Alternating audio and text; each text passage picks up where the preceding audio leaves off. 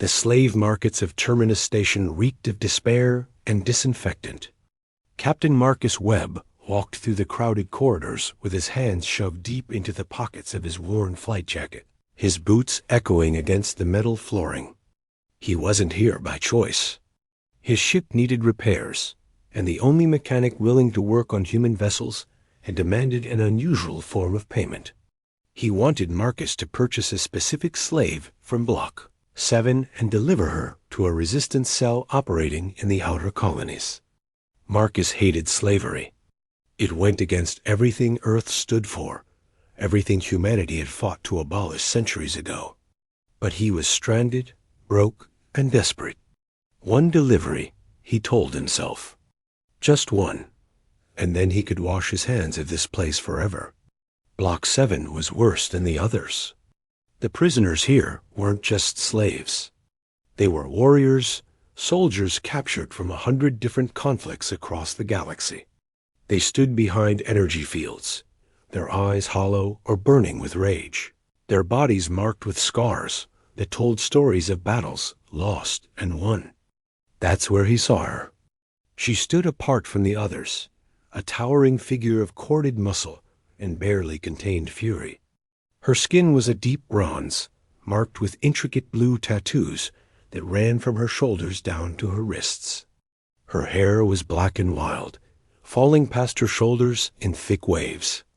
But it was her eyes that caught him, amber and fierce, like a predator studying prey. The merchant noticed his interest immediately. "Ah, you have excellent taste, human. That one is Kara, a warrior of the Amazon clans from Velos Prime, undefeated in 17 arena matches. Very dangerous, very expensive. I'm not interested in arena fighters," Marcus said, though he couldn't look away from her. "Of course not," the merchant said with a knowing smile. "But your mechanic friend specified this one, did he not? The tall Amazon with the spiral tattoos?" Marcus cursed under his breath. Of course, nothing was ever simple. The transaction took less than 10 minutes. The merchant transferred Kara's ownership chip to Marcus's datapad, and the energy field dissolved. She stepped forward, her chains clinking, and looked down at him with unconcealed contempt. "Another owner," she said in heavily accented standard. Her voice was rough, like gravel. "How many will I have before someone finally grants me a warrior's death?" "I'm not your owner," Marcus said. "I'm transporting you. That's all." She laughed, a bitter sound. Humans lie as easily as they breathe. Marcus didn't argue. He led her back to his ship, a battered freighter called the Morning Star, and showed her to the cargo hold where he'd set up a temporary quarters. It wasn't much. A bunk, a small hygiene station, and a porthole that looked out into the black. "The chains stay on until we're in hyperspace," he said. "Regulations? Your regulations mean nothing to me." "Yeah, well, they mean something to station security. So unless you want both of us shot, you'll deal with it for a few more hours." She sat on the bunk, her chains rattling, and stared at him with those burning amber eyes. Marcus left before he could say something stupid. 3 days into the journey, everything went wrong. Marcus was running a routine scan when the proximity alarm screamed to life. 2 ships had dropped out of hyperspace directly in their path. Sleek, predatory vessels bearing the markings of the Talon Syndicate, the galaxy's most notorious pirate cartel. "Of course," Marcus muttered, jamming his finger on the intercom. "Kara, we've got company." "Hostile company." Her voice crackled back. "Then fight them. This isn't a warship. We run, not fight. Coward." The first impact rocked the ship before he could respond. The Talons weren't interested in negotiation.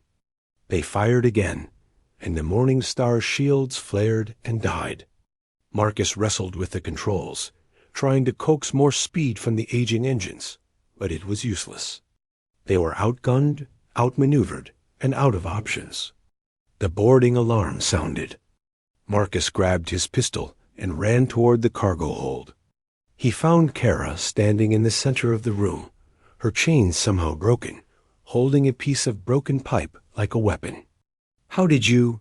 Your locks are pathetic," she said. "Now give me a real weapon before they breach that door." Marcus hesitated for only a moment before tossing her his backup pistol. "You know how to use human tech? I know how to kill. The tools don't matter." The cargo door exploded inward. 4 Talon pirates rushed through, their weapons raised. Marcus fired twice, dropping one. Kara moved like liquid lightning, closing the distance before the others could react. She shot one in the chest, used the pipe to crush another's skull, and then broke the 4th one's neck with her bare hands. It was over in seconds. Marcus stared at the bodies, then at Kara. She was breathing hard, her eyes wild, but there was something else there too. A terrible, fierce joy. "More will come," she said. She was right. 6 more pirates made it aboard before Marcus managed to seal the breaches and restart the engines. Kara killed them all. By the time the Morning Star limped away from the ambush, the cargo hold looked like an abattoir, and Kara was painted red with blood that wasn't hers. Marcus found her in the hygiene station an hour later, washing the gore from her skin. The blue tattoos seemed to glow in the harsh light. "Thank you," he said quietly. "You didn't have to fight. You could have let them take the ship, and then what?" She asked without turning. "Become their slave instead of yours? At least this way, I chose my battle. I told you, I'm not your owner. As soon as we reach the rendezvous point, you're free." She finally looked at him, and for the first time, the contempt in her eyes had faded to something else. Curiosity, maybe. Or confusion. "Free," she repeated, as if testing the word. "What would I do with freedom?" "Whatever you want. That's the point. I was born to fight. It is all I know." Marcus leaned against the doorframe. "Then fight for something that matters. The Resistance needs warriors. They're fighting against the Syndicate, against the slavers, against all the systems that let places like Terminus Station exist. And you think this will make a difference? One warrior? I think one person always makes a difference. That's what humans believe, anyway." She was silent for a long moment, her amber eyes searching his face for lies. Finally, she nodded. "Very well, human. I will see this resistance of yours. But if they try to chain me again, I will kill them. And you? Fair enough." The rendezvous point was a hidden asteroid base in the Kepler belt. The Resistance commander, a grizzled veteran named Helena, met them at the docking port. She took one look at Kara and smiled. "So you're the one who took down 6 Talon pirates with a piece of pipe and a pistol. Impressive." Kara said nothing, but Marcus could see the pride in the set of her shoulders. Helena turned to him. "Your mechanic said you'd deliver her. He didn't say she'd be willing to join us." "She's not joining anyone," Marcus said. "She's free to choose." "I choose to fight," Kara said. Her voice was firm, clear. "But I fight as a free warrior, not a slave. I fight because I choose to, not because someone owns me." Helena's smile widened. "Those are the only kind of soldiers we want." Marcus watched as Helena led Kara deeper into the base, showing her the training facilities, introducing her to other warriors. For the first time since he'd met her, Kara looked like she belonged somewhere. He was preparing to leave when she found him again. She stood in the docking bay, her new Resistance uniform still unfamiliar on her frame. "You are truly leaving?" she asked. "Got to get my ship fixed. Got to keep moving. You could stay. We need pilots." Marcus considered it.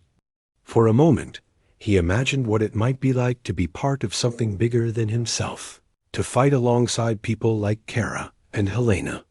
But he'd always been a loner, always moving, and he wasn't sure he knew how to be anything else. Maybe someday, he said. But not yet.